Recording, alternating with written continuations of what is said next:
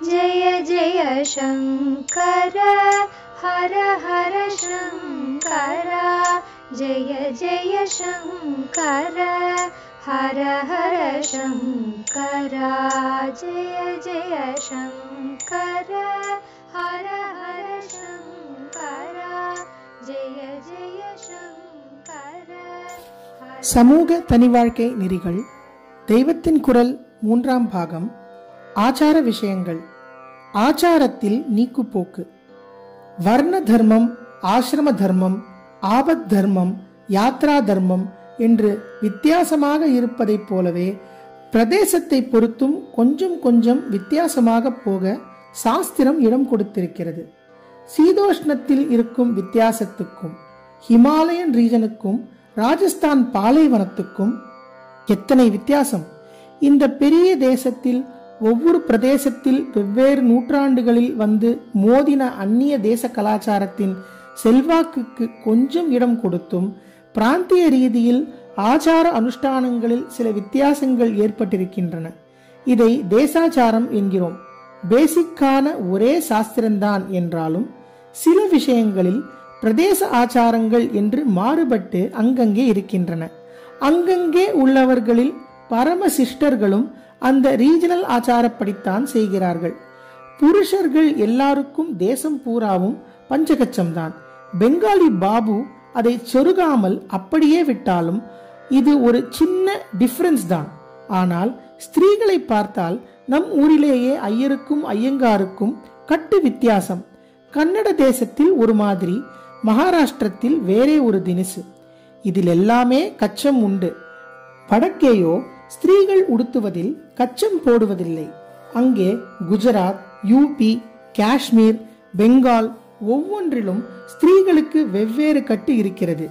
இங்கேயே மலையாளத்தில் கச்சம் இல்லாமல் முண்டு என்று உடுத்துகிறார்கள். இதெல்லாம் அந்தந்த தேசாச்சாரமாக மதிக்கப்படுகின்றன. சமீப காலத்தில் உண்டாக்காமல் நெடுங்காலமாக ஒரு ட்ரெடிஷனாக வந்து அங்கங்கேயுள்ள சாஸ்திரஜர்களும் அனுசரித்த எதற்குமே சாஸ்திர சம்மதம் உண்டு. இப்படியே குலாச்சாரம் என்று ஒன்று. இதில் குடும்பங்களுக்கிடையில் வித்தியாசமான வழக்கங்களை பார்க்கிறோம்.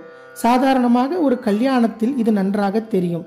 பிள்ளையாத்தில் இப்படி வழக்கமாம், அப்படித்தான் செய்யணும் என்பார்கள். நாந்தி, விரதம், கன்னியாதானம், பாணிகிரகணம், மாங்கல்ய தாரணம், சப்தபதி, பிரவேச ஹோமம், ஔபாசனம் முதலியன எல்லாருக்கும் ஒரே மாதிரித்தான் பெரும்பாலும் இருக்கும். இதிலேயும் கூட யாரார் எந்த சூத்திரமோ அதன்படி வித்தியாசம் இருந்தாலும் இந்த பெயருள்ள சடங்குகள் எல்லோருக்கும் காமன்தான். ஆனால் இது தவிர பல விஷயங்களில் வித்தியாசம் இருக்கும். திவச சமையலில் கூட இன்ன சேர்க்கலாம், சேர்க்கக்கூடாது என்பதற்கு குலாச்சாரப்படி வித்தியாசம் இருக்கிறது. ஒரே ரூலில் எல்லோரையும் கட்டி போடுவதில் ஏற்படும் சிரமங்கள் இல்லாமல் இருக்கவே இப்படி தேசம், காலம், இடம் போன்றவற்றிற்கு நெகிழ்ந்து கொடுத்து ஆபத் தர்மம், யாத்ரா தர்மம், தேசாச்சாரம், குலாச்சாரம் ஆகியன ஏற்பட்டிருக்கின்றன. ஆபத் தர்மம், யாத்ரா தர்மம் என்று நடுநடுவே சொன்னேனே, இவை தாட்சிண்யத்தின் பேரில் ஏற்படுத்தினவை. சில விதமான சந்தர்ப்பங்களில் ரொம்ப ஸ்ட்ரிக்டாக சாஸ்திர ரூல் படி செய்ய முடியாமல் இருக்கும் போது ரூல்களை ரிலாக்ஸ் செய்து கொடுத்து இந்த ஆபத் தர்மம், யாத்ரா தர்மம் முதலியவற்றை சாஸ்திரமே அனுமதித்திருக்கிறது. வெளியூர்களுக்கு போகிற போது எல்லா ஆச்சாரங்களையும் அனுஷ்டிக்க முடியாவிட்டாலும் முடிந்த மட்டும் பண்ணுவதே போதும் என்று யாத்ரா தர்மத்தில் இருக்கிறது. ஸ்வக்ஷேத்திரத்தில், அதாவது தன் ஊரில், ஸ்வகிரகத்தில், சொந்த வீட்டில் அத்தனை ஆச்சாரங்களையும் பின்பற்றத்தான் வேண்டும் என்றாலும் வெளியூரில் அவற்றில் பாதி பண்ணினாலும் போதுமானது என்று கூட இருக்கிறது.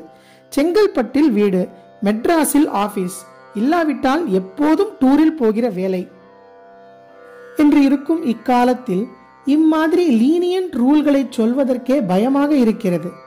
இருக்கிற ஆச்சாரத்தையும் ஜனங்கள் விட்டு விடுவதற்கு நானே வழி சொல்லிக் கொடுத்த மாதிரி ஆகிவிடக்கூடாதே. யாத்திரையையும் வெளியூர் வாசத்தையும் சாஸ்திரம் நினைத்து உத்தியோக நிமித்தமாக, உதர நிமித்தமாக அல்ல, ஏதோ க்ஷேத்ராடனம் அல்லது ஒரு கல்யாணம், இல்லாவிட்டால் பந்துக்களின் மரணம் இம்மாதிரி காரணத்துக்காக எப்போதாவது பிரயாணம் பண்ணுவதைத்தான் சாஸ்திரக்காரர்கள் நினைத்தார்களே தவிர ஜீவனோபாயத்துக்காக நித்தியப்படி யாத்திரை செய்வதை அல்ல. பூர்ண உபவாசம் முடியாவிட்டால் பழம், பால் சாப்பிடலாம். பக்வான்னத்துக்கு, நன்றாக ஜலத்தில் வெந்த உணவு வகைகளுக்கு உள்ள சேஷ தோஷம் தைல பாகத்துக்கு, எண்ணெய் அல்லது நெய்யில் வறுத்த பக்ஷணம், வறுவல் முதலானவற்றுக்கு இல்லை. மடிக்குறைவானவர்களிடத்தில் தீர்த்தம் வாங்கி சாப்பிடும்படி நிர்பந்தம் ஏற்பட்டால் அதில் கொஞ்சம் மோரை தெளித்து கொண்டால் தோஷ பரிகாரம் என்றெல்லாம் பல எக்ஸம்ஷன் கொடுத்திருப்பது தாட்சிண்ய நோக்கில்தான். பலஹீனர்களிடம் உள்ள கருணையாலேயே அவர்களுக்கு விரத உபவாசங்கள் வேண்டாம், நாளும் கிழமையும் நலிந்தோர்க்கில்லை என்று வைத்திருக்கிறது. இதே மாதிரி ஆபத்து காலத்தில் அநேக ஆச்சார கட்டுப்பாடுகளை தளர்த்தி கொடுத்து ஆபத் தர்மம் என்பதாக ஏற்படுத்தி இருக்கிறது.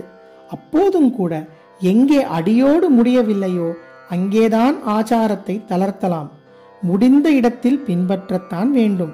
திருஷ்டாந்தமாக உபனிஷத்திலேயே சாந்தோக்கியோபனிஷத் ஒரு கதை வருகிறது. ஜெய ஜெய சங்கர, ஹரஹர சங்கர, மகாபெரிவா சரணம். जय जय शंकर हर हर शंकर, जय जय शंकर हर हर शंकर, जय जय शंकर हर हर शंकर.